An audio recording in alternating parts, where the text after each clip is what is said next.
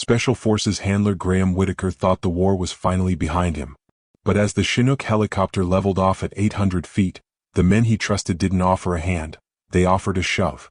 In an instant, the deafening roar of rotors was replaced by the screaming wind of terminal velocity. As Graham plummeted toward the unforgiving Afghan desert, he wasn't just fighting gravity. He was clutching Vaco, a 70-pound Belgian Malinois who had never hesitated to save him, and was now relying on him for the impossible. What awaited them below wasn't just a killing floor of rock and sand, but a manhunt orchestrated to bury a treasonous secret. As the ground rushed up to swallow them whole, Graham realized that surviving the fall was the easy part. The men who threw them out were already on their way down to finish the job. Before we get deep into the story, please let me know in the comments where you're watching from. Hit subscribe if you're hooked in and ready to enjoy this story, because tomorrow, I have another beautiful story to share with you and I don't want you to miss it for anything. Now let's get into the story. The sun was beginning to bleed into the horizon over Helmand province, turning the sky a bruised purple. Inside the belly of the CH-47 Chinook, slicing through the dry heat, Staff Sergeant Graham Whitaker sat with his back against the vibrating fuselage. At 36, Graham possessed the weary intensity of a man carved by loss.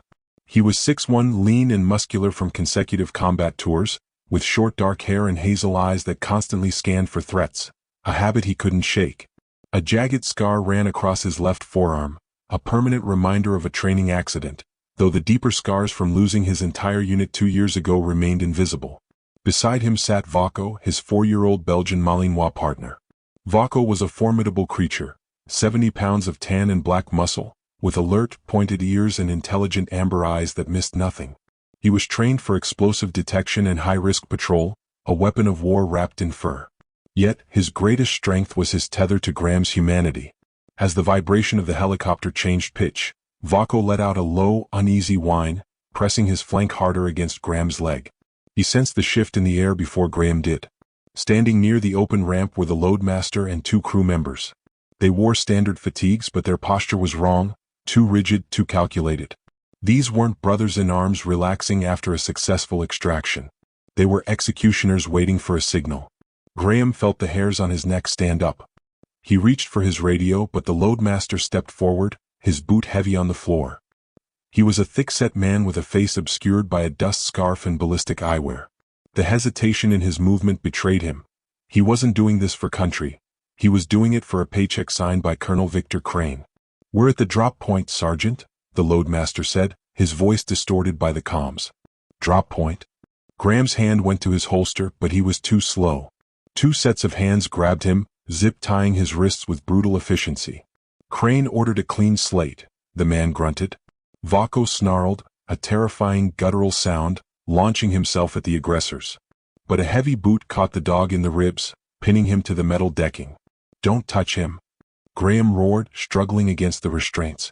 He didn't beg for his own life. He had made peace with death years ago. But Vaco was innocent. "He's just a dog. He doesn't know anything." The loadmaster paused for a fraction of a second, looking at the animal. A flicker of regret passed through him, quickly buried under the weight of his orders. He kicked the release lever for the rear ramp. The ramp yawned open, and the desert heat rushed in like a blast furnace, 120 degrees of suffocating air. Below, the landscape was a blur of hostile terrain, an endless expanse of jagged rocks and dunes. "Sorry, Whitaker," the loadmaster said. "Orders are orders." They shoved. Graham didn't scream. His training locked his throat as the floor disappeared. The wind hit him like a physical blow, tearing at his tactical vest. Vaco tumbled into the void beside him, legs flailing in a panic that no amount of training could prepare a dog for.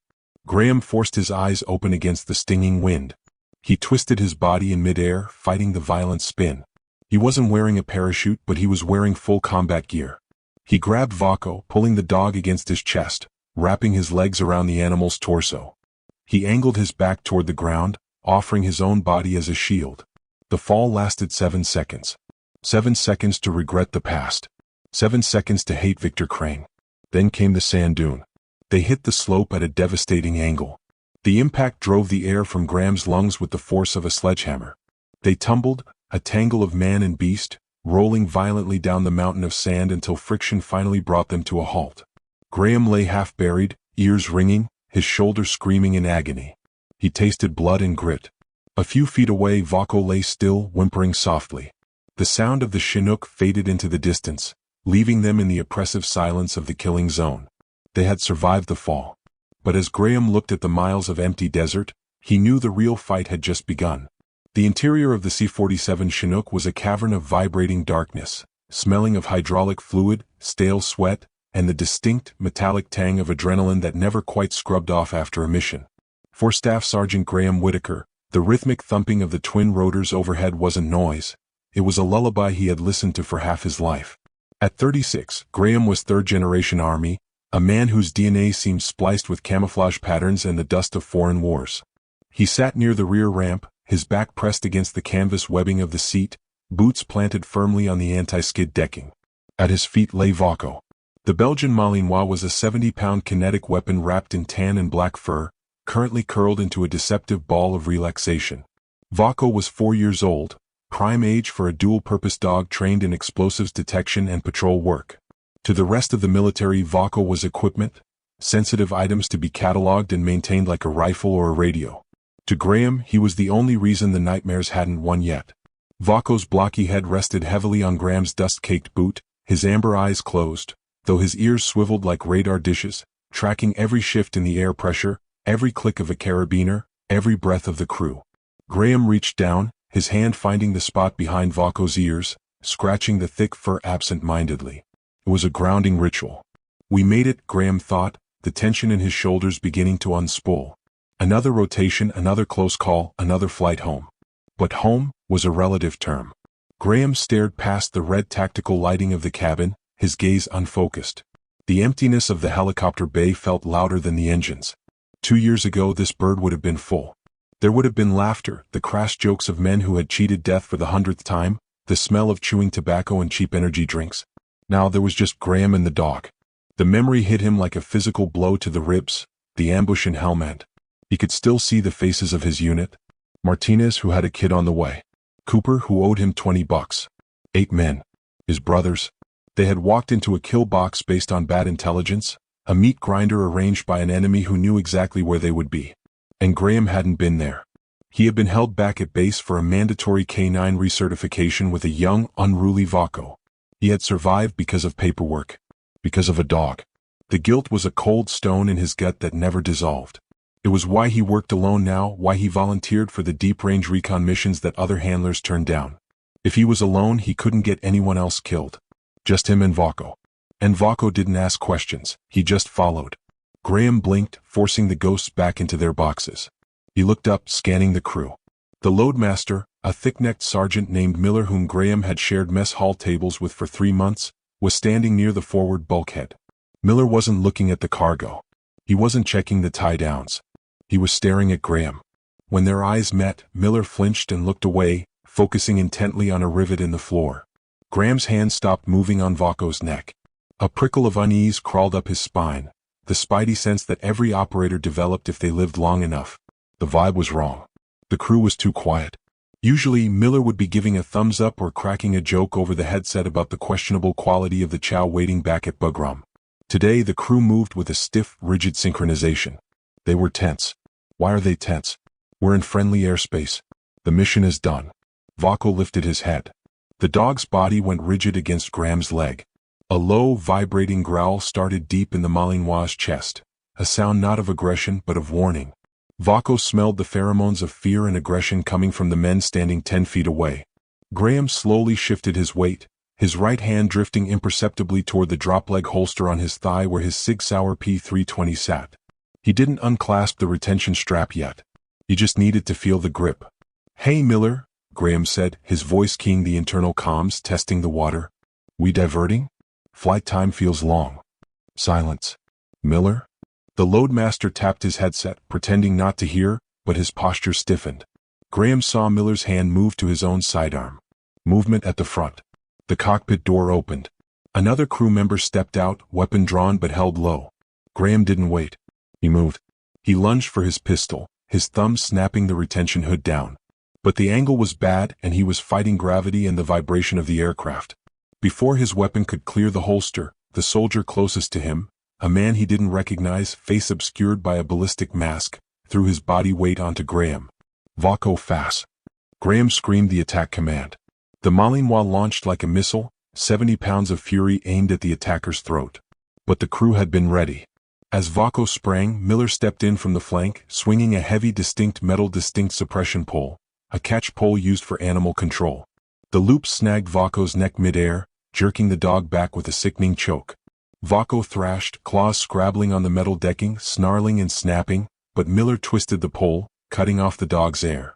Another crewman threw a heavy weighted blanket over the dog, driving him to the floor. "Don't hurt him," Graham roared, bucking his hips to throw the man off him. He landed a solid elbow to the soldier's jaw, feeling bone crack, but a third man was there instantly. A knee drove into Graham's kidney, stealing his breath. Rough hands seized his wrists. The distinct zip of heavy-duty flex cuffs bit into his skin, locking his arms behind his back. They hauled him up and slammed him back into the seat. Graham gasped for air, his eyes darting to the floor where Vaco was pinned, muzzled now, struggling against 3 men. "What the hell is this?" Graham shouted, straining against the plastic cuffs until his wrists bled. "Miller, look at me. I'm on your side. We drank coffee this morning." Miller finally turned. He lowered the catch pole but kept his distance. His eyes, visible above his dust mask, were wide, filled with a mixture of fear and duty. "Nothing personal, Whitaker," Miller said, his voice flat over the headset. "Just following orders." "Orders? Whose orders? To assault a fellow NCO? That's a court-martial, Miller." "Orders from the colonel," Miller said, the name dropping like a lead weight in the churning air of the cabin. "What colonel?" Graham demanded, though the ice in his veins told him he already knew. "Crane," Miller said. "He says you've been compromised. Says you turned. You're working with the insurgents." The world seemed to tilt on its axis. The accusation was absurd, insane, unless you knew what Graham knew. Unless you had seen what Graham had seen 2 weeks ago. It hit him with the force of a revelation. The raid in the Kandahar Valley. It was supposed to be a simple cash clearance, but Graham had found the laptop. It had been tucked inside a false bottom of an ammo crate. He had decrypted the files himself in the field. Manifests, bank transfers, satellite coordinates. They weren't just insurgent supply lines. They were receipts. Receipts for U.S. military-grade weaponry being sold to the Taliban. And the signature authorizing the transport wasn't a warlord's. It was Colonel Victor Crane's. Graham had done the right thing. He had followed the chain of command. He had uploaded the intel to the secure server and flagged it for the Inspector General. He had thought he was exposing a traitor. He hadn't realized the traitor controlled the server. "He's lying," Graham yelled, desperate to break through Miller's conditioning. "Crane is the traitor, Miller. I found the proof. He's selling our gear to the guys planting IEDs on these roads. The guys who killed Martinez. Think about it." Miller flinched. For a second, doubt clouded his eyes. He looked at the other crew members, then back at Graham. "The colonel said you'd say that. Said you'd try to spin it. Check the laptop. Check the upload logs."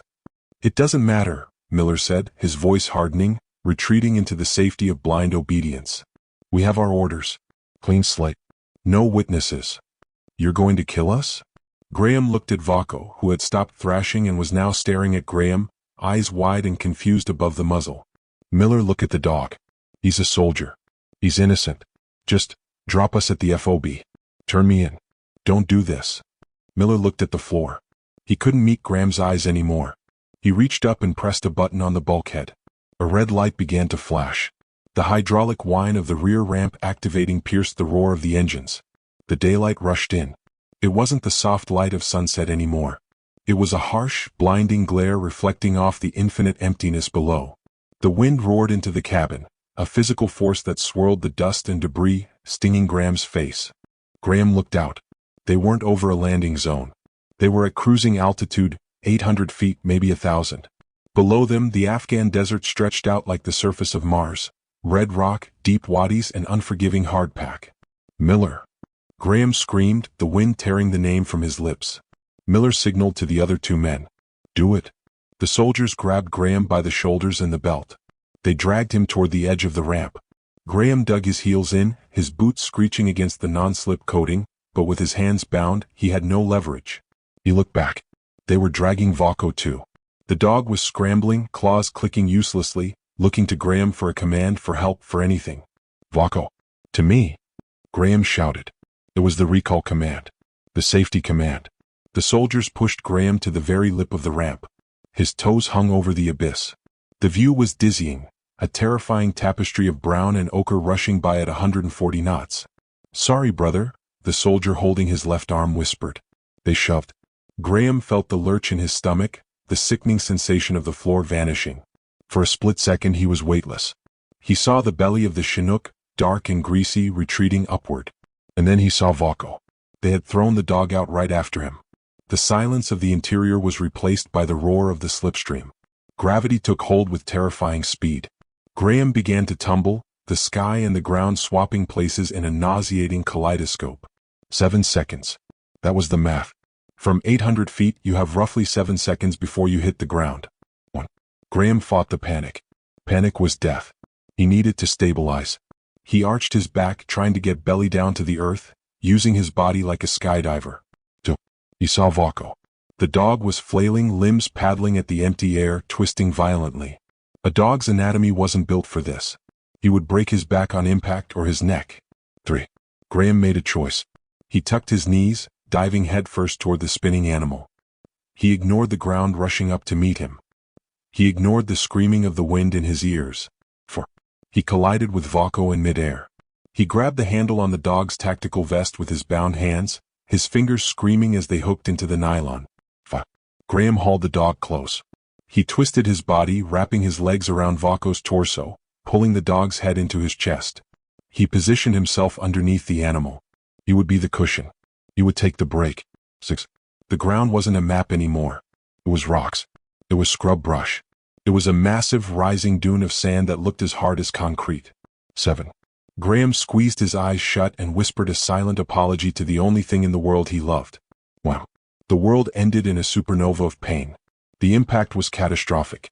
They hit the slope of the sand dune, not perpendicular but at a steep, glancing angle. It saved them from instant death, but the physics were still brutal. Graham felt ribs snap like dry twigs. The air was driven from his body so violently his vision went white. They tumbled, an uncontrolled ball of limbs and gear, rolling, crashing, sliding down the mountain of sand. Sand forced its way into his nose, his mouth, his eyes. The tumbling went on for an eternity, battering every inch of him, until finally friction won. Graham came to rest at the bottom of the dune, half buried in the shifting grit. Silence returned. For a long time there was nothing. No pain. No sound. Just the black void of unconsciousness. Then a sensation. What? Rough. Graham gasped, a ragged, wet sound that tasted of copper. He opened his eyes. The world was blurry, swimming in a haze of heat and trauma. Voko was there. The dog was limping, whining, nudging Graham's face with his muzzle. The muzzle had been torn off in the fall, hanging by a single strap. Graham tried to move, and agony ripped through his chest, so intense he almost blacked out again. He coughed, spitting blood into the sand. He was alive. Against all laws of physics, he was alive. He rolled onto his back, looking up at the sky. High above, a black dot circled. The Chinook. It wasn't flying away. It was banking. Coming back around. Graham's vision cleared just enough to see the side door of the helicopter open again. He couldn't see the men, but he saw the ropes drop. Fast ropes. They weren't just leaving them to die in the desert. Crane wanted confirmation. Graham reached for his knife, his hand trembling uncontrollably. He looked at Voko, who was favoring his left hind leg but standing his ground, teeth bared at the sky. "We're not dead yet," Graham rasped, the words bubbling up through the blood in his throat.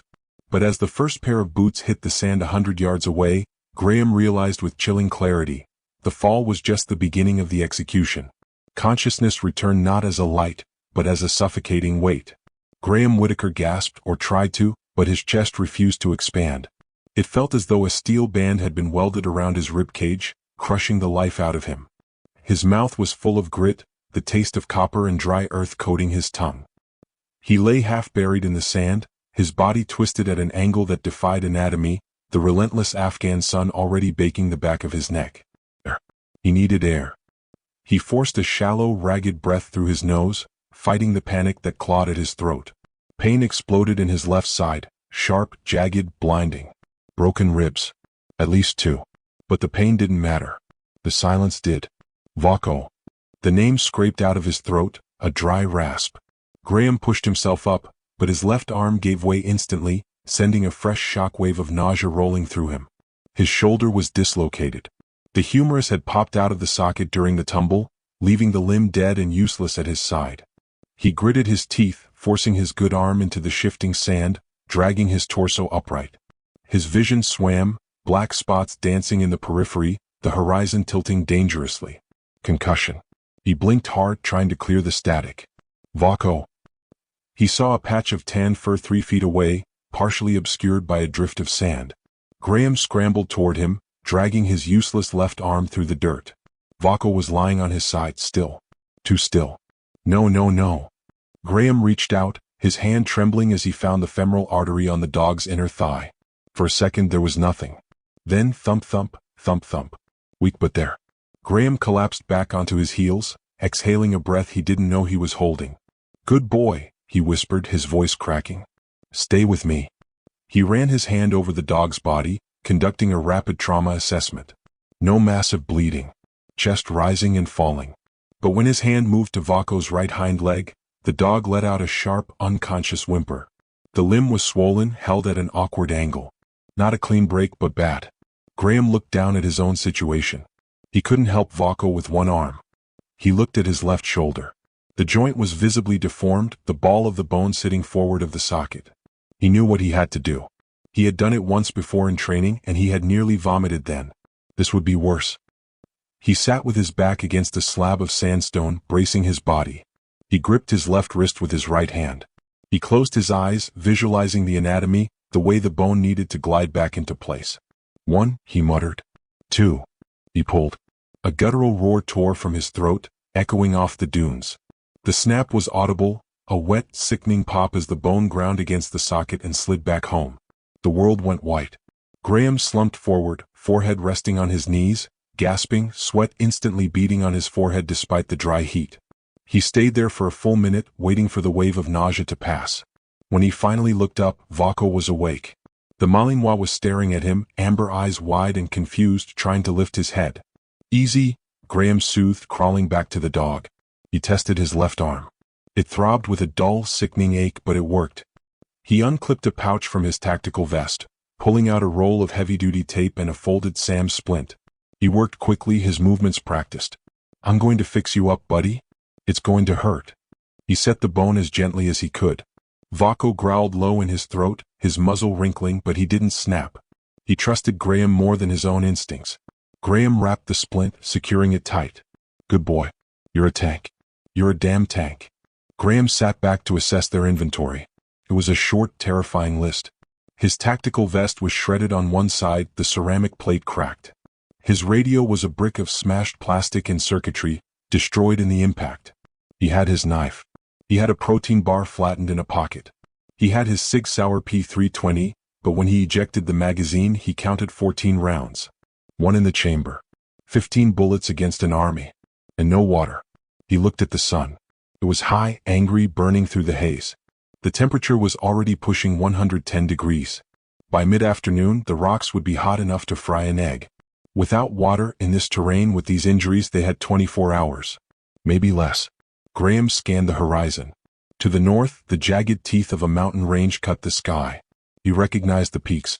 He knew where he was, the deep desert of Helmand, a no-man's land controlled by insurgents and smugglers.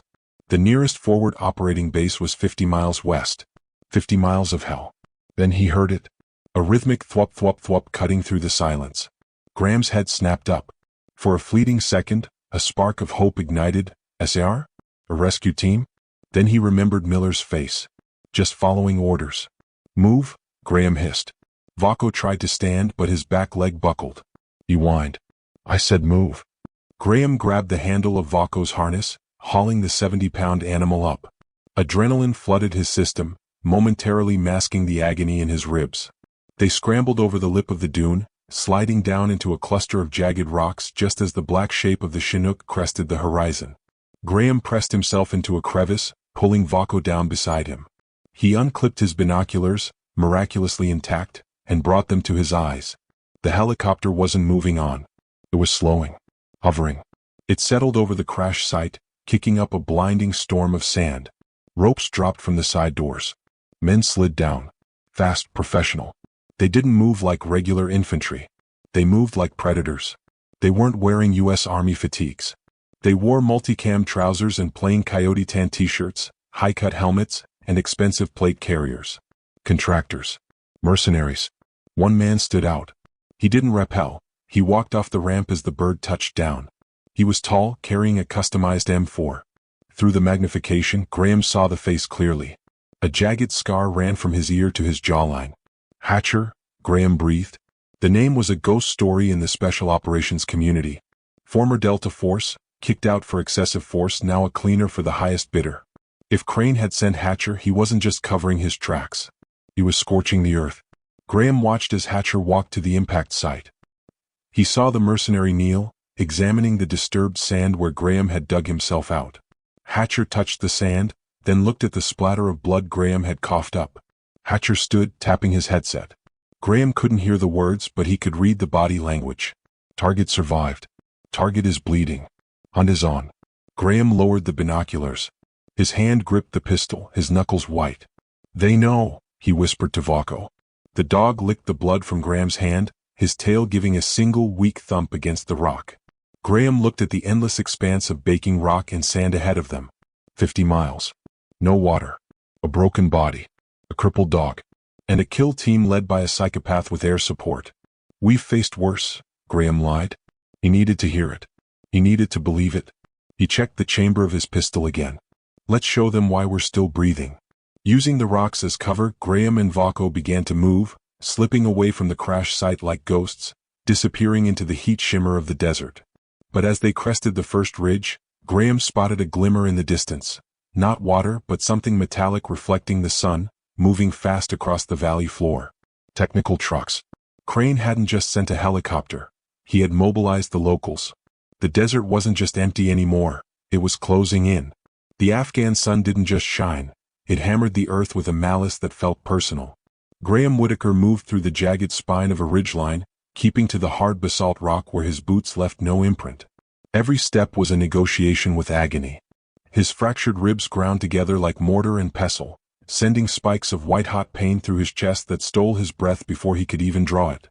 His left arm, the shoulder hastily reset, hung uselessly in the sling improvised from his tactical vest, throbbing in time with his racing heart. But he kept moving, because stopping meant dying. Beside him, Vaco limped, his breathing a ragged, open-mouthed pant. The splint on his hind leg clattered softly against the stone, but the Malinois didn't whine. He shadowed Graham's movement, his amber eyes slitted against the glare, scanning the horizon with a focus that overrode his injury. Graham checked his watch. 4 hours since the crash. In SEER school, survival, evasion, resistance, escape. The instructors drilled one concept into your skull until it replaced your own name. The first 24 hours determine the rest of your life. Move too fast and you burn your water and energy, dying of exposure. Move too slow and the enemy closes the net. You have to become the environment, patient, harsh, and invisible. For a flickering second, the heat haze warped into a rainy woodland in Alabama.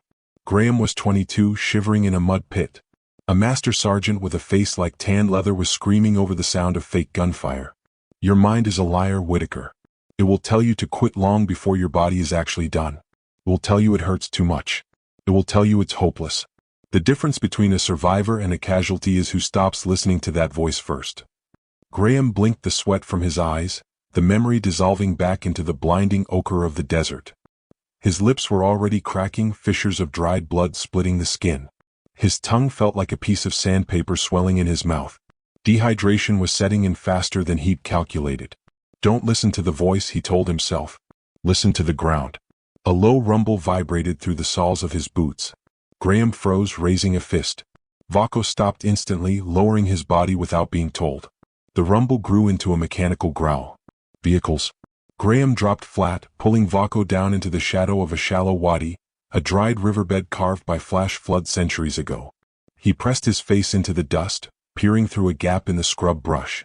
Below them, on the hardpan valley floor, two technicals, battered Toyota pickups with heavy DSHK machine guns mounted in the beds, tore across the landscape.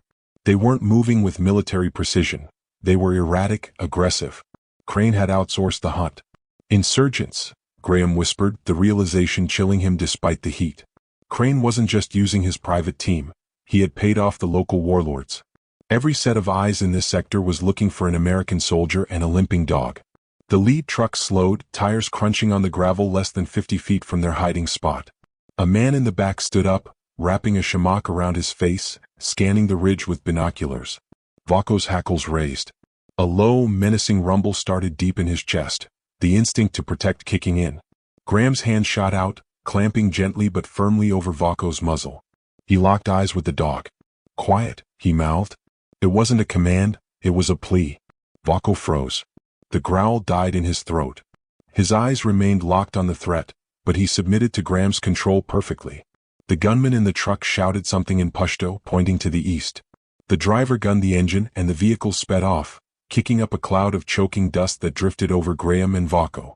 Graham waited until the sound faded entirely before exhaling. "Too close," he muttered. "We can't outrun trucks, buddy. And we can't fight a squad with 14 bullets." He looked at the terrain ahead. If Hatcher was tracking them, and Graham knew he would be looking for the path of least resistance. He would expect an injured man to head for the flat ground. "We have to get smarter," Graham said, pushing himself up. "We have to lie to them." He moved to a patch of soft sand near the edge of the rocks. He deliberately stomped his boots, creating a clear, heavy track leading east toward the open valley. He dragged a stick to mimic a dragging leg. Then he backtracked, stepping carefully into his own footprints until he reached the hard rock again. "North," Graham whispered. "Into the broken ground." They climbed. The terrain grew harsher, a labyrinth of boulders and narrow fissures. It was torture on Vako's leg, but the dog didn't stop. They moved for another hour until the sun reached its zenith, the devil's hour, when the heat was lethal. They found salvation in a small fissure in the cliff face, a cave mouth barely 3 feet high, hidden behind a cluster of boulders. "In," Graham ordered. The air inside was stale but 10 degrees cooler. Graham collapsed against the cool stone wall, the adrenaline finally ebbing enough to let the pain reclaim him. His head throbbed with the dull, sickening rhythm of a concussion. Every breath was a conscious effort to expand his broken chest. He pulled the small first aid kit from his thigh pocket. He checked Vako first. The splint was holding, but the leg was swollen, the skin hot to the touch. "You're doing good," Graham murmured, rewrapping the bandage. "Better than me." He fished into his pocket and pulled out the only food they had, a single foil-wrapped protein bar. He tore it open. The smell of chocolate and peanut butter was overwhelming. His stomach cramped with hunger. Graham broke the bar in half. Then he hesitated. He looked at Vako, who was watching the food with polite intensity. Graham put the other half back in the wrapper and held the piece out to the dog. "Eat." Vako took it gently, swallowing it in one gulp. Graham ate the rest, the dry paste sticking to the roof of his mouth. It wasn't enough, but it was something. Vako shuffled closer, resting his heavy blocky head on Graham's good leg. He let out a long sigh, closing his eyes. Graham rested his hand on the dog's head, feeling the steady rhythm of his breathing. In the quiet of the cave, the ghosts came back. He closed his eyes and saw them. Martinez laughing at a joke, Cooper showing off a picture of his girlfriend. 8 men. His unit. Dead in a dusty ditch because of bad intel. Except it wasn't bad intel. It was a sale. Graham's grip on Vako's fur tightened. "I couldn't save them," he whispered to the dark. "I wasn't there." Vako opened one eye, looking up at Graham. "But I'm here now," Graham said, his voice hardening. "I can save you. And I can make that son of a bitch pay." Crackle. The sound of static cut through the silence like a gunshot. Graham's eyes snapped open. He signaled Vako to stay and crawl to the mouth of the cave, keeping his profile low. Below them, in the ravine they had just climbed out of, movement. For men. Not insurgents in trucks. These were professionals on foot. They moved in a diamond formation, weapons at the low ready. They were tracking the false trail Graham had left, but they were circling back. They were thorough. Hatcher was in the lead. He stopped, kneeling by a rock where Graham had scuffed the moss an hour ago. He touched the stone. Hatcher pulled a radio from his vest. The voice drifted up to the cave, clear in the canyon acoustics. "Trail is cold on the east side," Hatcher said. He doubled back. "Clever." The radio squawked a response. "Colonel Crane wants confirmation by nightfall. The satellite window closes in 4 hours. Dead or alive, Hatcher. Preferably dead. The handler knows too much." "Understood," Hatcher replied, standing up. "He's hurt. He can't have gone far." "What about the dog?" the voice on the radio asked. Hatcher racked the charging handle of his rifle. "The dog too. Leave no trace. Put them both down. Graham froze. Something inside him snapped. It wasn't the fear of death. He had lived with that for a decade. It was the callousness. The dog too. Vaco was just debris to them. Just another loose end to be tied off with a bullet. Graham looked back into the cave. Vaco was watching him, ears perked, trusting him completely. Graham's jaw clenched until his teeth ached. He looked down at his hands, dirty, blood-stained, shaking. Then he looked at his surroundings. The cave. The narrow approach. The choke point. He wasn't going to run anymore. He was tired of running. They want to hunt us? Graham whispered, a cold, dark resolve settling over him like armor. Fine. Let's teach them what it means to be the prey. He crawled back into the darkness, but he didn't reach for his water or his bandages. He reached for the loose rocks on the cave floor. He reached for the paracord on his vest. He wasn't building a shelter. He was building a kill zone. As he worked, tying knots with his teeth in his one good hand, he looked at the entrance where the shadows were lengthening. Hatcher was coming. But Graham Whitaker was done hiding. He set the last stone in place, the trap primed, and waited for the sound of boots on gravel. Come on, he thought. Come and get it. The desert twilight didn't bring relief. It brought a different kind of danger. As the temperature finally dipped below 90 degrees, the shadows stretched across the canyon floor, turning every boulder into a potential tombstone. Graham Whitaker lay prone behind a jagged shelf of limestone 20 feet inside the cave mouth. His breathing was shallow, controlled, a rhythm forced against the grinding agony of his broken ribs. He had spent the last hour turning the narrow approach into a kill box. He didn't have claymores or grenades. He had gravity, 50 feet of paracord cut from his vest, and an unstable pile of shale balanced precariously on a ledge above the entrance. Stay, Graham whispered.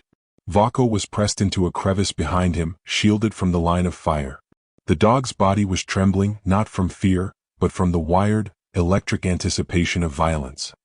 His ears were pinned back, his amber eyes fixed on Graham. He wanted to be at the front. It went against every instinct in his DNA to let his handler face the threat alone. Stay, Graham repeated, his voice barely a breath. Movement. Down in the wadi, shadows detached themselves from the darkness. For men. They moved with the fluid, silent grace of operators who had spent a lifetime hunting men.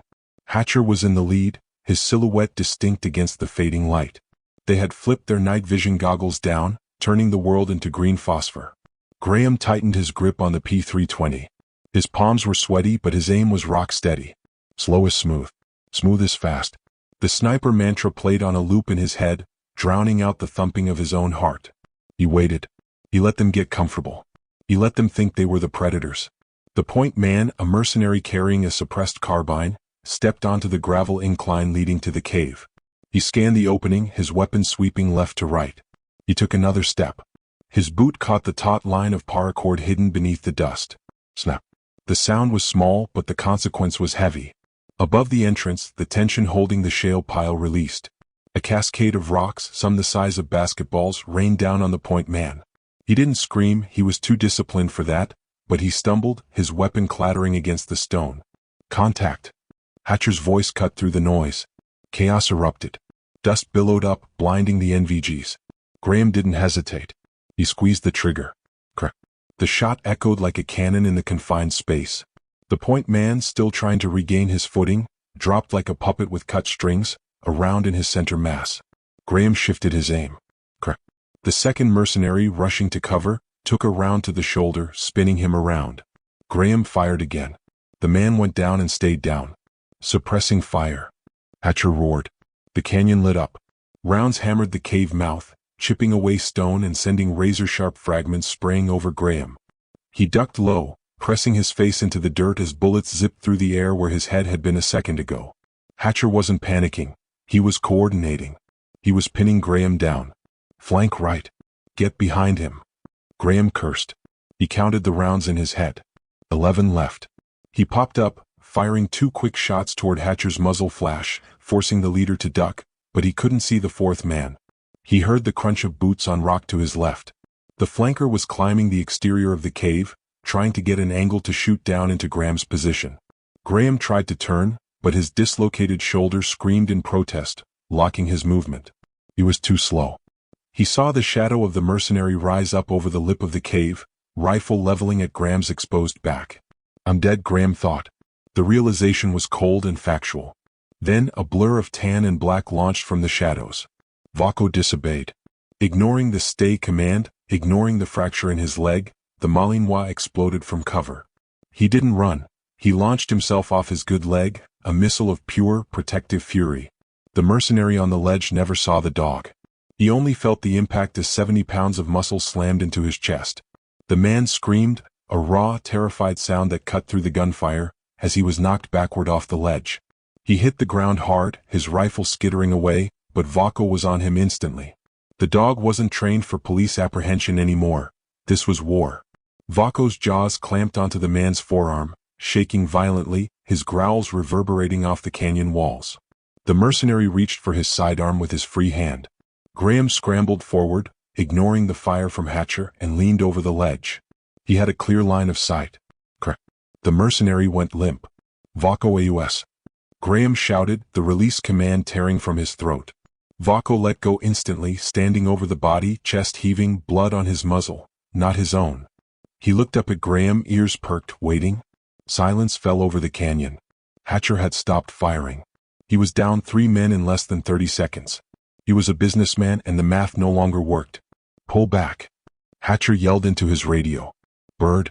I need the bird on my position now. Dust off and air support. Graham heard the scramble of Hatcher retreating down the wadi, putting distance between himself and the cave. Graham didn't chase him. He slumped against the rock wall, his adrenaline crashing, leaving him shaking. He looked at Vaco. The dog was favoring his leg again, panting heavily, looking guilty for breaking the command.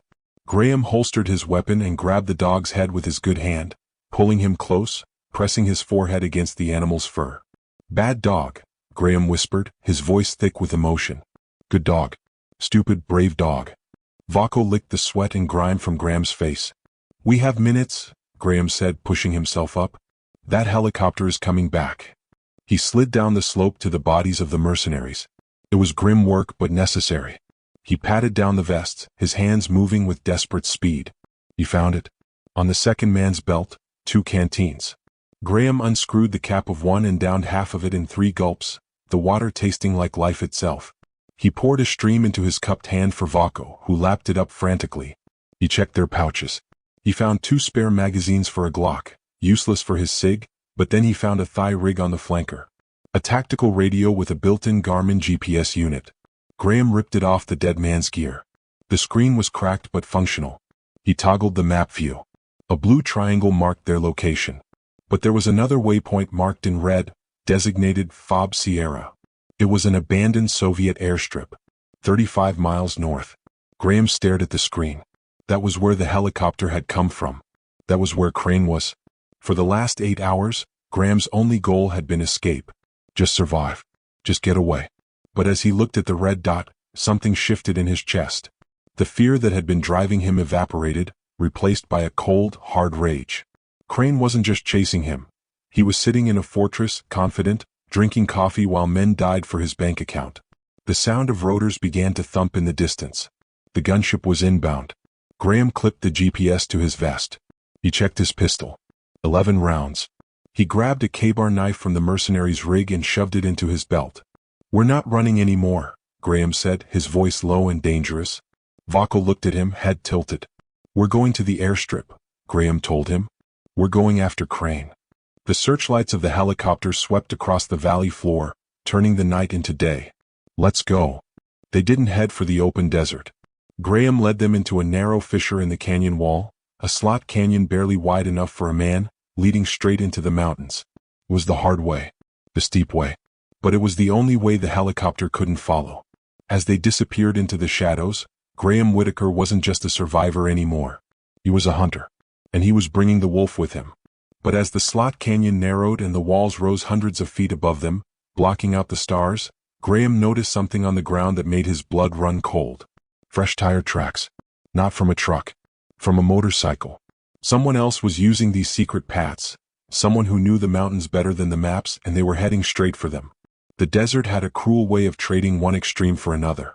As the sun vanished behind the jagged spine of the mountains, the heat evaporated with it, plunging the temperature from a blistering 110 degrees down to a shivering 60 in the span of an hour.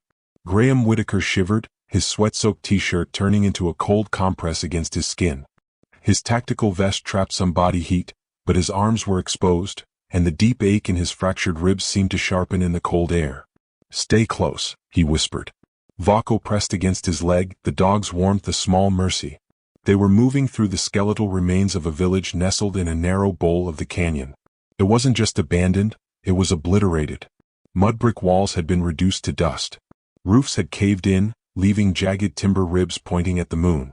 The silence here wasn't peaceful. It was heavy, the kind of silence that follows a scream. Graham swept the area with his pistol, his movement stiff. The adrenaline from the ambush was fading, leaving behind a toxic cocktail of exhaustion and pain. He needed shelter. He needed to reset his shoulder, which was throbbing with a dull, sickening pulse. "Check," he signaled, pointing to a structure that still had 3 walls standing. Vako limped forward, sniffing the threshold. The dog froze. His hackles raised, not in aggression, but in alert. He looked back at Graham and gave a low chuff. "Someone is here." Graham killed his flashlight immediately. He melted into the shadows of a collapsed wall, his heart hammering against his bruised ribs. He signaled Vako to flank left. Footsteps. Soft, deliberate, crunching on the debris. A figure emerged from the darkness of the ruin, a silhouette against the starlight. It wasn't a mercenary in tactical gear. It was someone smaller, moving with the fluid caution of a local. The figure stopped, sensing them. "Drop it," Graham barked, stepping out from the shadows, his pistol leveled at center mass. The figure spun around. A rifle barrel flashed in the moonlight, an old wooden stock AK-47. "I said drop it," Graham roared. For a heartbeat, neither of them moved.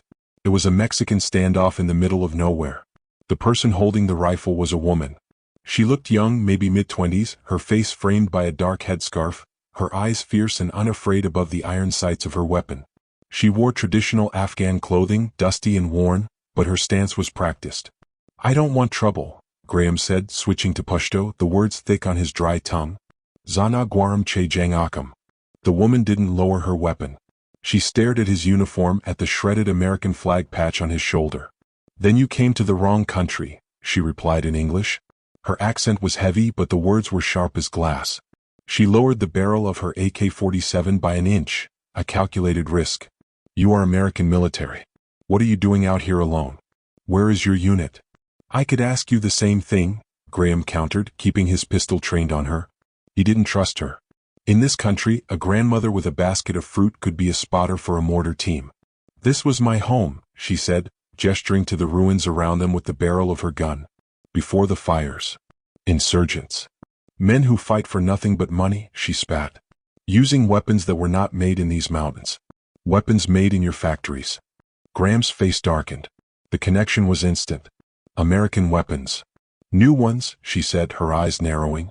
"Launchers that track heat. Rifles that see in the dark. They used them to burn us out." Graham slowly lowered his pistol. "Weapons sold by Colonel Victor Crane." The woman stiffened. "I do not know names. I know faces. The man who gave them the weapons. I saw him once meeting with the warlords in the valley. He was American. Tall. Uniform like yours. Hair like silver." Graham felt a surge of validation that was almost painful. He reached into his vest with his left hand, wincing, and pulled out the GPS unit he had taken from the dead mercenary. He toggled the screen to the map, which had a small profile image of the target package commander attached to the file. He turned the screen toward her. "This man?" The woman leaned in, squinting in the dim light. Her expression shifted from suspicion to a cold, focused rage. "Yes, that is the devil. He tried to kill me today," Graham said, holstering his weapon. "Threw me and my dog out of a helicopter to keep us quiet." The woman looked at Graham, taking in his battered face, the sling on his arm, the blood on his vest. Then she looked at Vako, who was watching her with intense curiosity, his head cocked. "And yet you both live," she murmured. "Allah's will is strange." She slung her rifle over her shoulder, the tension breaking like a fever. "I am Amara." "Graham," he said. He nodded to the dog. "Vako." "Come," Amara said. "I have a cache nearby. You look like you will fall over if the wind blows." Graham's instinct screamed at him to refuse. Trust no one. Maintain distance. But his body was failing. He followed her into the ruin. She pulled a loose stone from the floor, revealing a small hollow lined with plastic. Inside were dried apricots, flatbread that was hard as a shingle but edible, and 2 plastic jugs of water.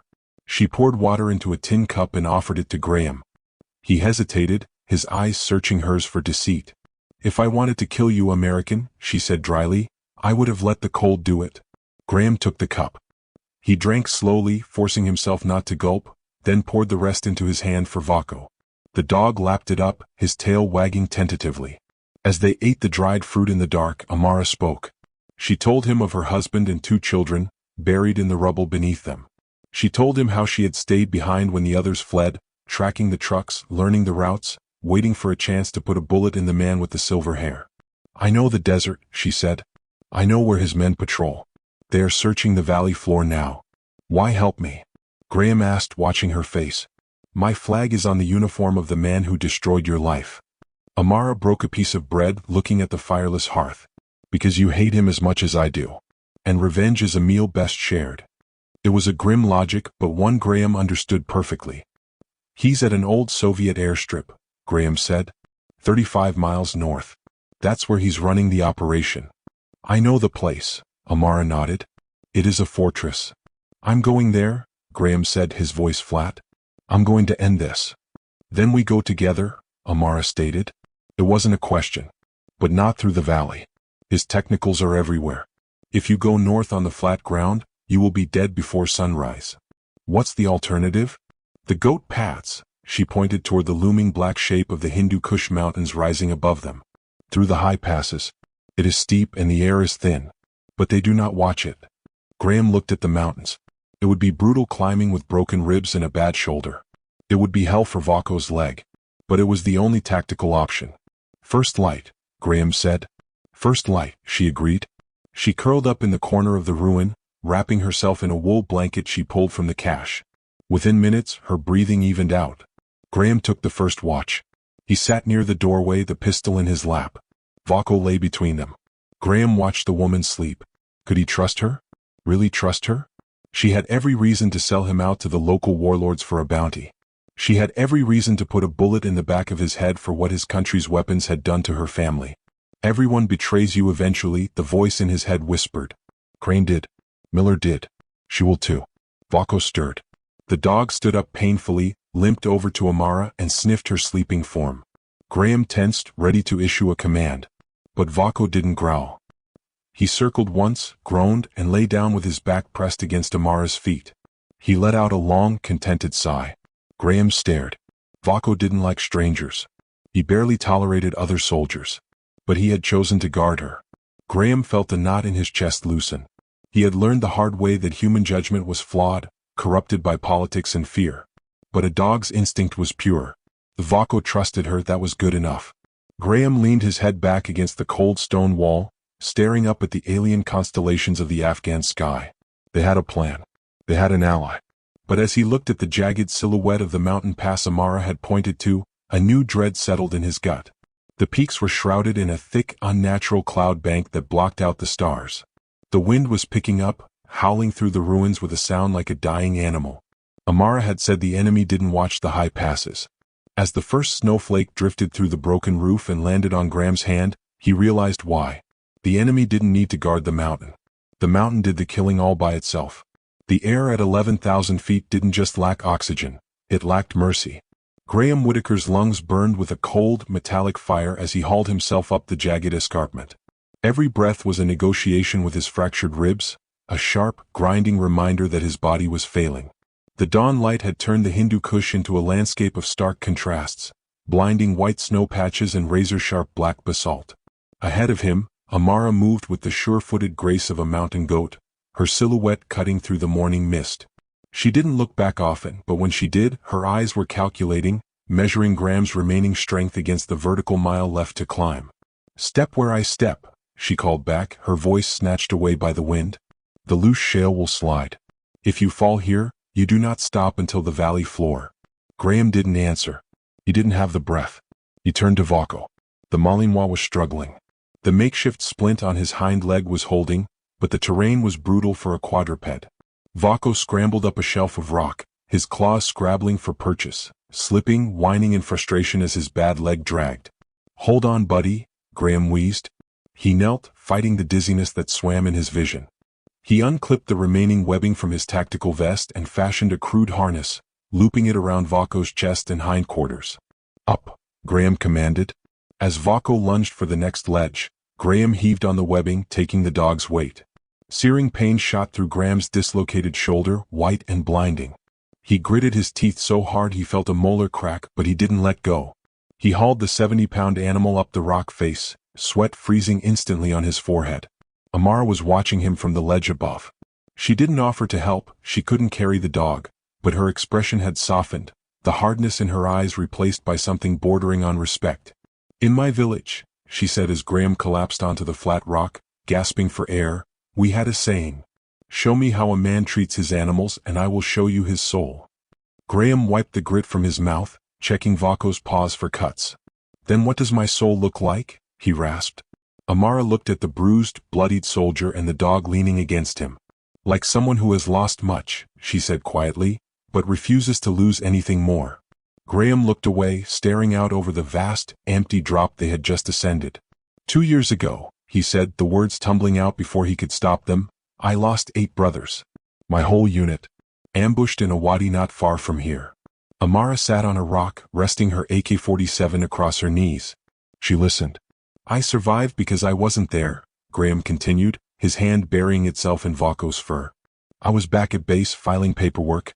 Every day since I've asked myself why. Why did I deserve to live when they didn't? Why was I spared?" "Perhaps it was not luck," Amara suggested. "Perhaps you lived so you could stop the man who killed them." Graham looked at her. It was a simple thought, but it landed with the weight of a revelation. For 2 years he had seen his survival as a curse. Amara saw it as a weapon. "That's what I tell myself," Graham muttered. "But it still feels like I'm running on borrowed time." "Then spend it well," Amara said. Suddenly Vako stiffened. His ears swiveled forward and a sharp, warning bark echoed off the canyon walls. Graham was moving before the echo died. He crawled to the edge of the precipice, pulling the binoculars from his vest. Far below, in the brown haze of the valley floor, a dust cloud was moving. "Convoy," Graham hissed. Through the lenses he saw them. 3 vehicles. Not the ragged technicals of the insurgents, but armored SUVs, Crane's private fleet. They were tearing across the lowlands, kicking up a storm of sand heading north. "They are heading to the airstrip," Amara said, shielding her eyes. "They are reinforcing the base. If they get there before us," Graham calculated, "Crane will have a small army. The perimeter will be locked down. Then we must be faster," Amara said, standing up. "We must reach the ridge before sunset." Graham checked his pistol. 1 magazine in the well. 7 rounds in the spare mag he'd scavenged. 21 bullets. Against armored vehicles and a reinforced platoon. "Let's move," Graham said. They pushed. The pace was punishing. The air grew thinner, the cold sharper. Graham's body became a machine of pain. Step, breath, lift, Vako, repeat. He retreated into his mind, into the training that told him pain was just information. But the machine was breaking. And then Vako stopped. The dog simply sat down in the middle of the trail. "Vako Vorin," Graham commanded. "Go on." Vako tried. He pushed with his front legs, but his hindquarters collapsed. He let out a low, mournful sound that tore Graham's heart in half. Graham dropped to his knees beside the dog. Vako was burning up. Through the thick fur, Graham could feel the heat radiating from the dog's skin. He checked the splinted leg. The area around the wound was angry, red, and swollen tight against the bandages. Infection. The fall had driven dirt deep into the muscle, and the exertion had pumped the toxins through his system. "No," Graham whispered. "Don't do this." Vako's eyes were glassy. He licked Graham's hand weakly, his tail giving a pathetic flutter. "We have to keep moving," Amara urged, looking at the sinking sun. "The convoy is gaining." Graham ignored her. He stripped off his tactical vest, laying it on the cold rock. He pulled out the emergency thermal blanket, a flimsy sheet of silver foil, and draped it over the dog. "We don't have time for this," Amara said, her voice rising with panic. "If we stop here we freeze. Or they catch us." "We make time," Graham snapped. He didn't look up. "I don't leave him. He is a dog, Graham. He is dying." Graham whipped his head around, his hazel eyes blazing with a ferocity that made Amara take a step back. "He is my partner. He is the reason I am breathing. I don't leave him." Amara fell silent. She watched as Graham worked with desperate tenderness. He used the last of their water to clean the wound. He crushed the 2 remaining antibiotic pills from his medkit into a powder, rubbing it directly into the infection. "You've saved me more times than I can count, buddy," Graham whispered, pressing his forehead against the dog's feverish snout. "Let me save you now. Just this once." Vako's eyes met his, a look of complete, unconditional trust. Even in agony, the dog wasn't afraid because Graham was there. The sun dipped below the peaks. The temperature plummeted. Amara sat a few feet away, keeping watch down the trail, shivering under her wool shawl. Hours passed. The darkness was absolute. Graham sat with Vako's head in his lap, monitoring the dog's breathing. It was shallow, rapid. Then around midnight it changed. The heat radiating from the dog's body seemed to break. Vako took a deep breath, shifted his weight, and opened his eyes. The glassiness was gone. He tried to stand. "Easy," Graham said. Vako stood on 3 legs, swaying but upright. The antibiotics had bought them a window. "He can walk?" Amara asked from the darkness. "No," Graham said, standing up. His own legs screamed in protest. "He can't. But we're going anyway." Graham knelt in front of the 70-pound dog. He grabbed Vako's forelegs and pulled the animal over his shoulders, settling the heavy furry weight across his neck in a fireman's carry. The pain in Graham's fractured ribs was blinding. His dislocated shoulder felt like it was being torn apart. "You will kill yourself carrying him," Amara said, her voice filled with disbelief. "It is 5 miles to the ridge." "Steep miles." Graham stood, swaying under the weight, his knees trembling. He adjusted his grip on Vako's paws. "Then we die together," Graham grunted. He took a step. Then another. The journey through the night was a blur of suffering. Every step was a battle of will. Graham stopped thinking. He stopped feeling. He became simply a vessel of forward momentum. He wasn't running from his guilt anymore. He wasn't seeking death in the desert. He was carrying a life. He was choosing with every agonizing step to be a protector. Amara led the way, glancing back every few minutes, witnessing a feat of endurance she would tell her village about for the rest of her life. The American who carried the wolf up the mountain. Finally, the ground leveled out. The biting wind of the summit hit them. "We are here," Amara whispered. "The overlook." Graham sank to his knees, lowering Vako gently to the ground before collapsing beside him. His chest heaved, his vision tunneling. He crawled to the edge of the ridge where Amara was already lying prone. Below them, bathed in the harsh white glare of floodlights, sat the abandoned Soviet airstrip. It was a hive of activity. The convoy Graham had seen earlier was parked near the main hangar. Armed men were patrolling the perimeter. A helicopter sat on the tarmac, rotors spinning slowly. But it wasn't the activity that made Graham's blood run cold. It was what they were loading onto the helicopter. "That's not weapons," Graham whispered, lifting his binoculars with shaking hands. Men in hazmat suits were loading heavy, reinforced canisters onto the bird. They were marked with symbols that Graham recognized from briefings he prayed he would never have to use. "What is it?" Amara asked. "Chemicals," Graham said, the realization hitting him harder than the fall from the Chinook. Crane isn't just selling guns anymore. He's selling something much worse. As he watched, Colonel Crane walked out of the hangar. He stopped by the crates, checked his watch, and smiled. Graham checked his pistol again. 1 magazine. A crippled dog. An exhausted woman. And a biological nightmare about to be exported to the highest bidder. "We have to go down there," Graham said, his voice void of fear, filled only with a terrifying purpose. "And we can't let that helicopter leave the ground." The dawn light didn't break over the Hindu Kush. It bled across the sky like a fresh wound. Graham Whitaker lay flat on his stomach along the knife edge of the ridge, the cold stone seeping through his torn uniform. Below him, the valley floor opened up to reveal a ghost of the Cold War repurposed for a modern one. The abandoned Soviet airstrip was a grid of cracked concrete and crumbling hangars, but the decay was masked by a layer of high-tech efficiency. A new communications array spiked toward the sky, and a pristine helicopter pad had been poured over the old tarmac. Graham raised his binoculars. His hands were steady, locked in place by grim determination. He counted them. 2 at the gate. 4 patrolling the perimeter. A cluster of 3 near the main hangar. 15 men visible, likely another 10 inside. They weren't local militia. They were Hatcher's men, private contractors moving with the lazy lethargy of soldiers who thought they were untouchable. And then he saw him. Walking out of the main operations building was Colonel Victor Crane. Even from 500 yards away, the man's presence was magnetic.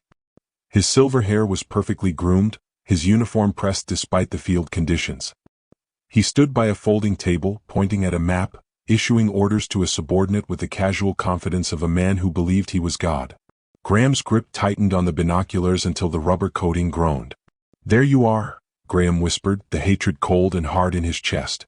"You son of a bitch." Beside him, Amara peered over the ledge. "He has an army, Graham. You have one magazine and a broken body. You cannot fight them all." "I don't have to fight them all," Graham lowered the glass. "I just have to get to Crane. And the evidence." He scanned the compound again, shifting his focus from the men to the infrastructure.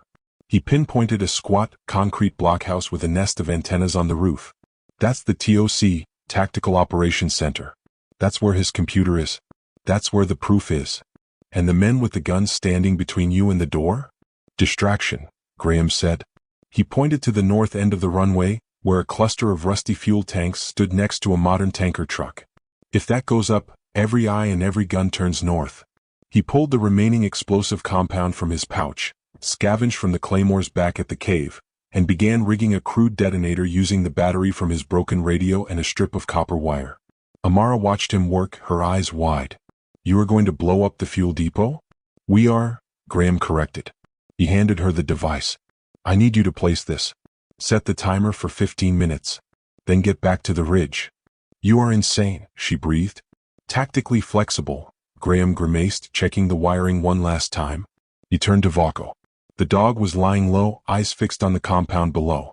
The antibiotics had knocked the fever down, but he was still weak, his movements stiff and painful.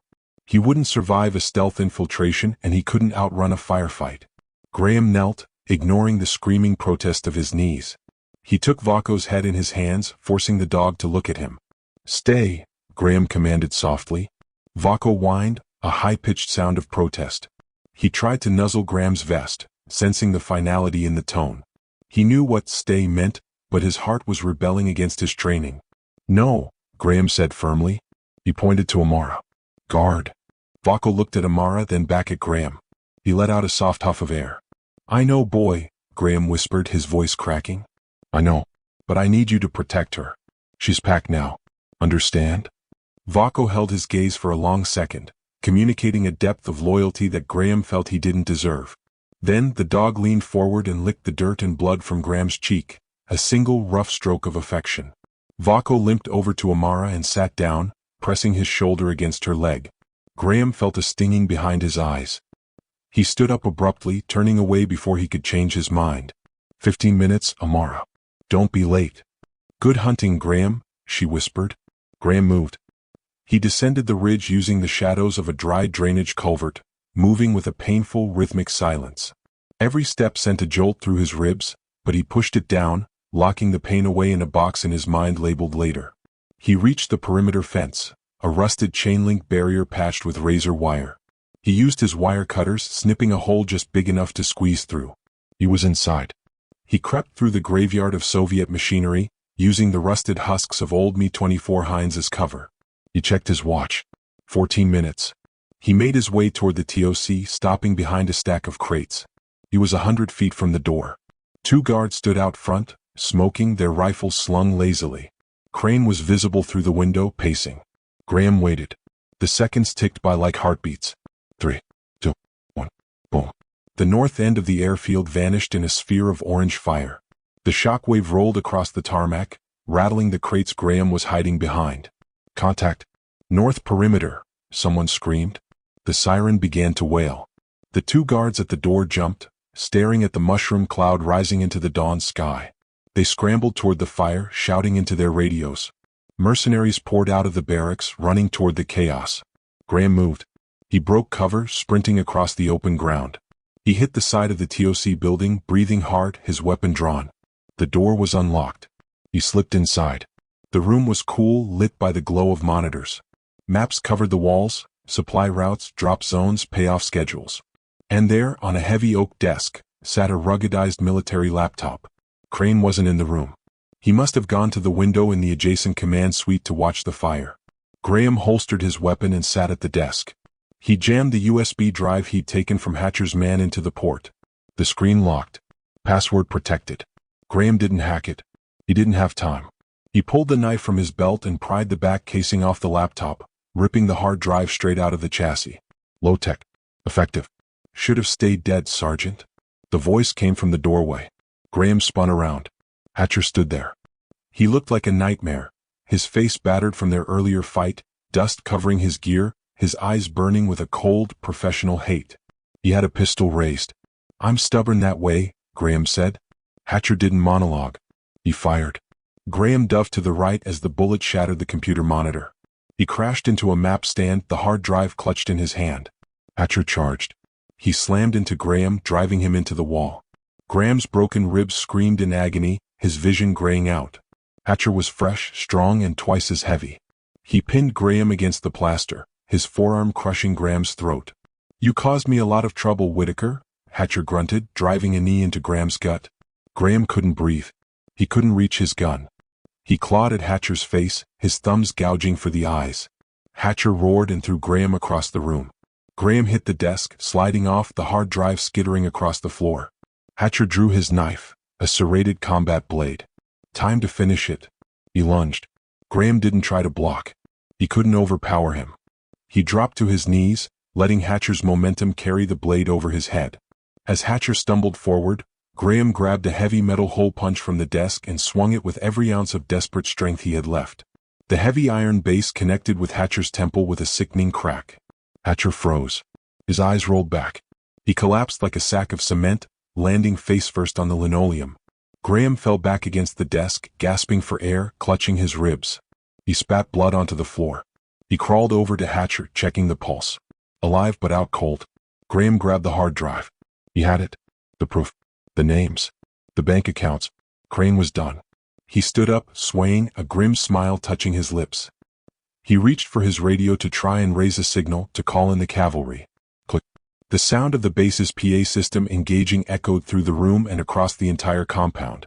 Sergeant Whitaker, Crane's voice boomed, calm, authoritative, magnified by speakers on every corner of the airstrip. Graham froze. I know you're in there. I know you have the drive. Very resourceful. Graham moved to the window, peering through the blinds. The fire at the fuel depot was dying down. The mercenaries weren't fighting the fire anymore. They were forming a perimeter around the TOC building. But resourcefulness has its limits, Crane's voice continued. Look out the window, Graham. Graham looked. On the tarmac 50 yards away, stood a circle of armed men. In the center, illuminated by the harsh spotlight of a hovering helicopter, were two figures. Amara was on her knees, her hands zip-tied behind her back. A soldier held a gun to her head. And beside her, held by a heavy chain around his neck, muzzled and struggling, was Vaco. Graham's blood turned to ice. Surrender the drive and walk out with your hands up, Crane said, his voice echoing like Judgment Day. Or I execute the girl. And then I skin the dog alive. Graham stared at Vaco. The dog saw him in the window. He stopped struggling. He stood tall, despite the chain, despite the injury. He looked at Graham. You have 10 seconds, Sergeant, Crane said. 9. 8. Graham looked at the hard drive in his hand, the justice for his 8 dead brothers. Then he looked at the family he had left. The choice wasn't a choice at all. It was a surrender of everything he had fought for, or a sacrifice of everything he loved. As the count reached 5, Graham saw the soldier cock the hammer of the gun pressed against Amara's skull. And then he saw something else.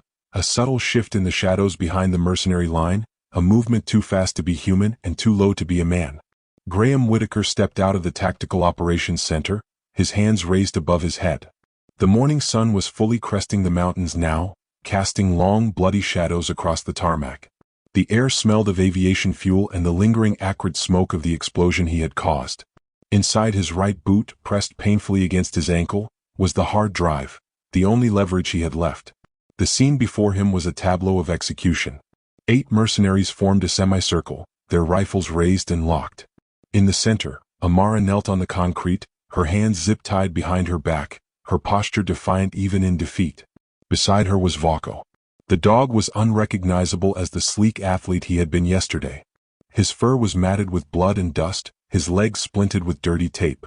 A heavy chain was looped around his neck, held by a massive mercenary who looked like he enjoyed his work. Vaco was muzzled, straining against the metal links, his eyes locked on Graham with a desperation that broke Graham's heart. Colonel Victor Crane stood 10 feet apart from his men. He held a pistol at his side, his grip loose, casual. He looked pristine, untouched by the violence that had consumed the night. "Sergeant Whitaker," Crane said, his voice smooth, carrying easily over the wind. "You are remarkably resilient. I'll admit I underestimated you. Most men would have died in the fall." "You killed my unit," Graham said, his voice raw. He didn't stop walking until he was 10 paces from Crane. 8 men. Martinez. Cooper. Johnson. Why? Crane sighed, a look of mild annoyance crossing his face. "They discovered my supply routes." Martinez was particularly nosy. He found a discrepancy in the shipping manifests. "I couldn't have that." "You killed 8 American soldiers to cover up a spreadsheet error?" Graham's hands balled into fists above his head. "You sold weapons to the people who are killing us. You betrayed everything you swore to protect." "I evolved, Sergeant," Crane smiled, thin and cold. "Patriotism doesn't pay for retirement. Business does. And my business was thriving until you found those files." "The files I'm uploading to the Pentagon right now," Graham lied, keeping his eyes locked on Crane's. "The upload started the second I plugged in the drive." Crane chuckled. He tapped his ear. "Brave lie. But your radio is destroyed, and we've been jamming all signals within 10 miles since the explosion. No data is going out. No one is coming to save you." Graham felt the cold reality settle in his gut. The bluff had failed. He glanced at Amara. She gave him a microscopic nod, a silent acceptance of what was coming. Then he looked at Vaco. The dog let out a muffled whine, his muscles coiling. "I'll make this simple," Crane said, raising his pistol. "You give me the drive and I let the woman and the dog live. You die quickly. A soldier's death. Everyone wins. Except the hundreds of soldiers who will die from the weapons you sell," Graham countered. "Acceptable losses," Crane shrugged. "The economy of war requires turnover." Graham took a slow step forward, lowering his hands by inches. "You're going to kill us anyway, Crane? Your word means nothing." Crane smiled, leveling the gun at Graham's chest. "True. But this way you can choose who dies first." The silence stretched, tight as a piano wire. Graham looked at the mercenary closest to him, a man holding an AK-47, slightly distracted by Vaco's struggling. Graham didn't signal. He didn't scream.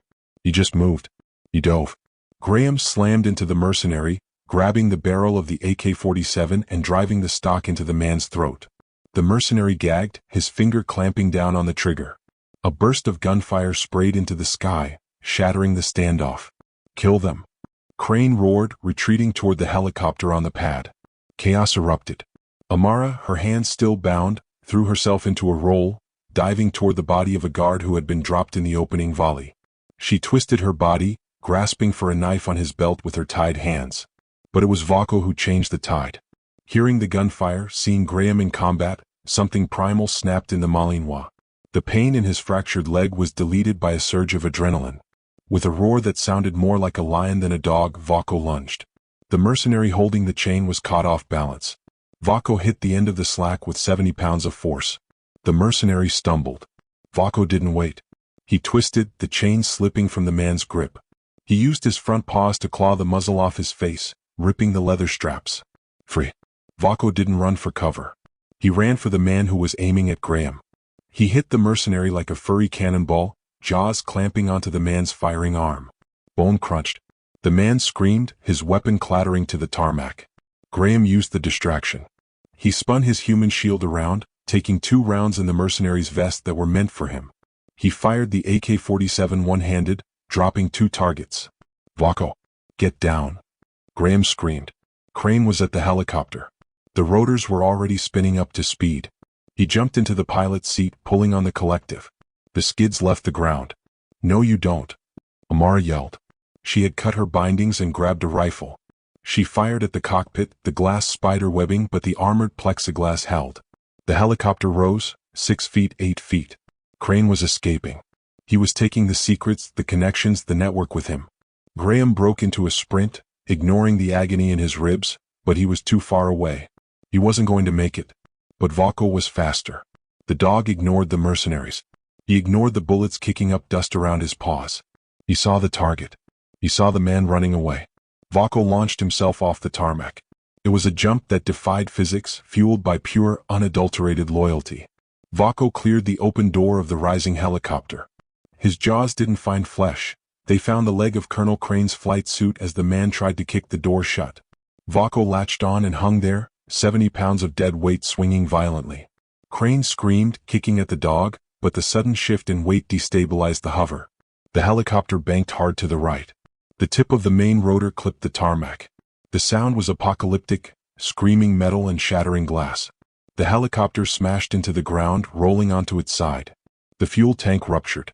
A fireball blossomed, throwing Graham backward. Vaco. Graham scrambled up, running toward the burning wreckage. He saw a shape thrown clear of the crash. Crane. He was dragging himself across the concrete, blood streaming from a gash in his head, his leg mangled. Graham reached him.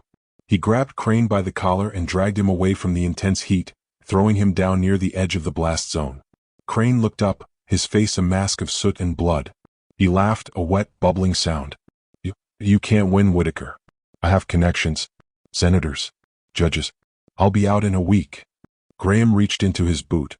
He pulled out the hard drive. He held it up, the metal glinting in the firelight. I have the evidence, Graham said, looming over him. And I have something you'll never understand. What? Crane spat. People who trust me. A low thumping sound began to vibrate the air. Not the sharp whine of a light attack bird, but the heavy rhythmic beat of Blackhawks. Graham looked up. 3 U.S. Army helicopters were coming in fast over the mountain ridge, guided by a strobe light flashing from the TOC building. Amara walked up beside Graham, holding a distress beacon she had swiped from the command console during the chaos.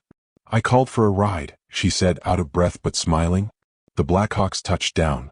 Soldiers poured out, Rangers. Real ones. Drop your weapons. Hands on your heads. Graham dropped the AK-47. He fell to his knees, his hands raised, but his eyes were searching the wreckage. Vaco, he choked out. A U.S. Army captain approached Graham, weapon low. Sergeant Whitaker? We received the emergency signal code.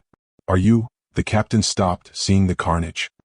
He looked at Crane writhing on the ground. Colonel Crane? What the hell is going on here? Graham handed the drive to the captain. Everything you need to know is on there, sir. Weapons trafficking. Treason. Murder. He tried to kill me to cover it up. He's lying. Crane screamed, trying to stand. He's the traitor. Arrest him. The captain looked at Crane, then at Graham, then at the dead mercenaries in non-standard uniforms.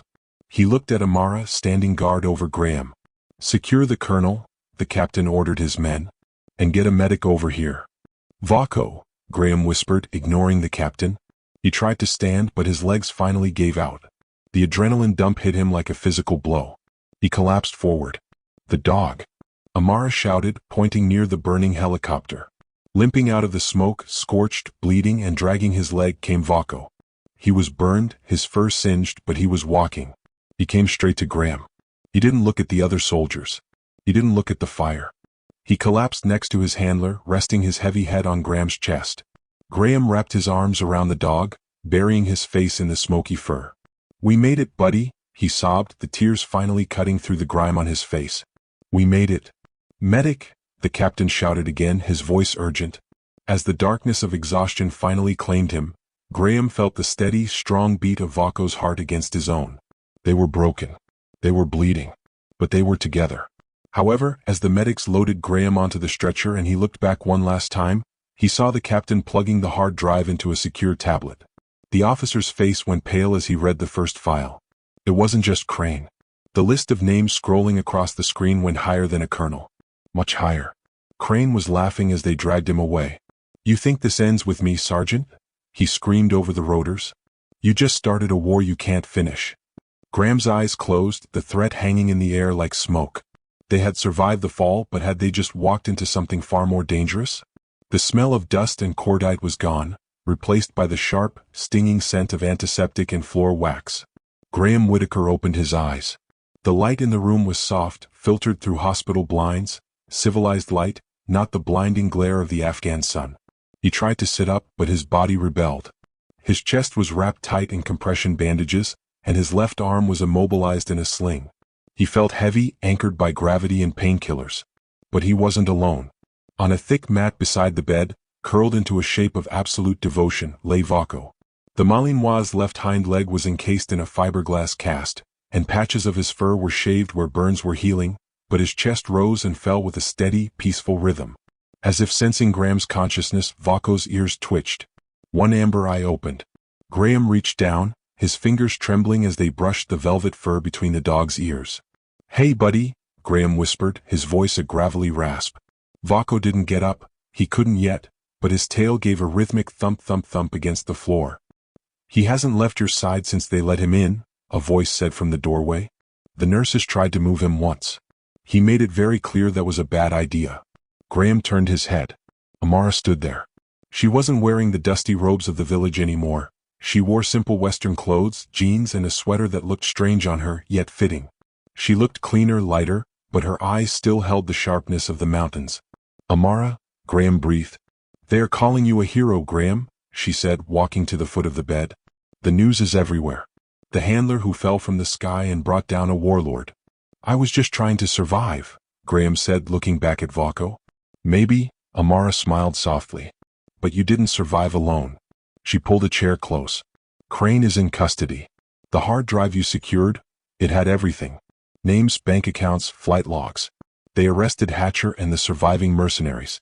The network is gone, Graham. It is over. And you?" "Political asylum," she said, a hint of wonder in her voice. "The Americans granted it fast. I am a key witness, they say. I'm going to start over. Maybe here, maybe Europe. Somewhere I can honor the memory of my village without living in its ashes." Graham swallowed the lump in his throat. "You saved us. On that mountain with the beacon, thank you." "We saved each other," Amara said, standing up. She reached out and squeezed his hand, a touch of shared trauma and survival. "That is what survivors do." She left him then, walking out into a new life, leaving Graham with the quiet hum of the machines and the steady breathing of his dog. Later that afternoon, the door opened again. This time it wasn't a friend. It was Brass. A colonel stood there, not Crane, but a man with a weathered face and eyes that had seen enough war to know the cost. He removed his cover, stepping into the room with a solemnity that made Graham try to sit up straighter.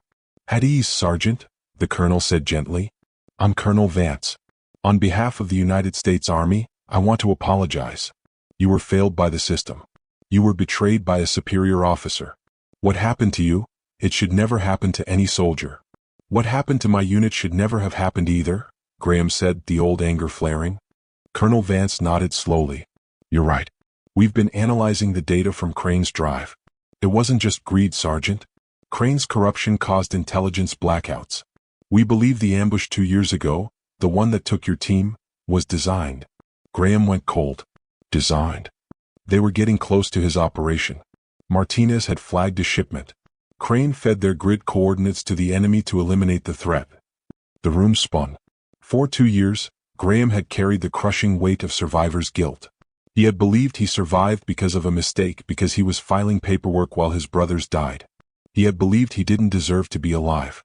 "They weren't killed because I wasn't there," Graham whispered, the realization shattering the dark glass around his heart. "They were murdered." "Yes," Vance said. "And because you survived, you brought their killer to justice." The colonel placed a small velvet box on the bedside table. "You've been reinstated to full rank, Sergeant Whitaker. Honorable discharge if you want it, or you can continue serving. Your choice." Graham looked at the box, then down at Vaco. The dog was watching him, amber eyes clear and bright. "I think we've done enough fighting for a while," Graham said. Recovery was a slow, grinding war of inches. Weeks blurred into months. The hospital room was replaced by a rehab center.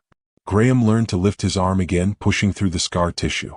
Vaco learned to walk on the healed bone, his gait hitching at first, then smoothing out as muscle memory took over. They healed the same way they fought, together. When Graham struggled on the parallel bars, Vaco sat by the equipment, whining encouragement. When Vaco had to use the underwater treadmill, Graham stood by the glass, tapping it, keeping the dog focused. Letters arrived from Amara. She was in Oregon working with a refugee resettlement program. She was happy. 6 months later, the humidity of a Georgia summer hung heavy over the green fields of Fort Benning. Graham stood before a semicircle of 20 young soldiers. They were fresh-faced, eager, standing next to restless dogs that were still learning the difference between a squirrel and a threat. Graham wore his dress blues, the bronze star with valor pinned to his chest, but he felt more comfortable in the field gear. Vaco sat beside him, unleashing a sharp bark that silenced the group instantly. He was fully recovered, his coat gleaming, his eyes sharp. He wasn't a broken animal, he was a veteran. Most of you signed up for this program because you love dogs, Graham said, his voice carrying easily across the training field. That's good. But loving dogs isn't enough. He walked down the line, meeting their eyes. You need to trust them with your life. Because someday if you do your job right, they will trust you with theirs. He paused, resting a hand on Vaco's head. People call them equipment. Assets. Canines. But when you are 5,000 miles from home and the world is falling apart, they are the only thing that keeps you human. Your partner isn't just a weapon. They are your conscience. They are your family. And when command fails, when intelligence fails, when your own body fails, they will still be there. He looked down at Vaco. This dog saved my life. But more than that, he reminded me why my life was worth saving. The class was dismissed. As the recruits dispersed, Graham walked across the field toward a granite marker standing in the shade of an oak tree. He stopped in front of it. 8 names were etched into the stone. Graham traced the letters of SSG Mateo Martinez. I got him, Graham whispered to the wind. Crane is in Leavenworth. 40 years. You guys can rest now. Sergeant Whitaker? Graham turned. A young recruit, barely 19, was standing there, holding his cover in his hands. He looked nervous. I just wanted to say, my brother served with Martinez. He talked about you. About how you were the best handler in the unit. Graham felt a tightness in his throat. They were good men. They deserved better than what happened to them. And you deserved better than being thrown out of a helicopter, the recruit said, eyeing Vaco with awe. But you survived. You came back. That means something. Graham looked at the recruit, then at the memorial, and finally at the dog sitting patiently at his heel. Yeah, Graham smiled, a genuine expression that reached his eyes. It means I had help. He clipped the lead onto Vaco's collar, not for control but for connection. Let's go home, buddy. As they ran across the field together, man and dog moving in perfect synchronization, the ghosts of the Afghan desert finally faded, replaced by the green promise of a future they had fought for. Colonel Victor Crane was sentenced to 40 years at Leavenworth Military Prison. His weapons trafficking network has been dismantled. Amara now works with organizations helping Afghan refugees in the Pacific Northwest. Graham Whitaker continues training the next generation of canine handlers. Vaco remains by his side. In the darkest moments, when falling feels like the only certainty, faith teaches us that we are never truly alone. Sometimes deliverance comes through a loyal companion, a brave stranger, or the strength we didn't know we had. Graham and Vaco's survival wasn't just chance, it was purpose. If you are facing your own impossible fall today, remember, the landing isn't written yet. And you don't have to face it alone. May God bless all those who protect us, the loyal companions who serve alongside them, and anyone fighting to survive what seems impossible. Graham climbed a vertical mile with broken ribs and a dislocated shoulder just to save his dog. He faced an army of mercenaries and walked through fire for loyalty. I'm just asking you to lift your finger 1 inch and hit that subscribe button. Surely that's not too much to ask after what they went through? Don't let their fight be for nothing. Hit like and tell me in the comments if you'd carry your best friend up that mountain.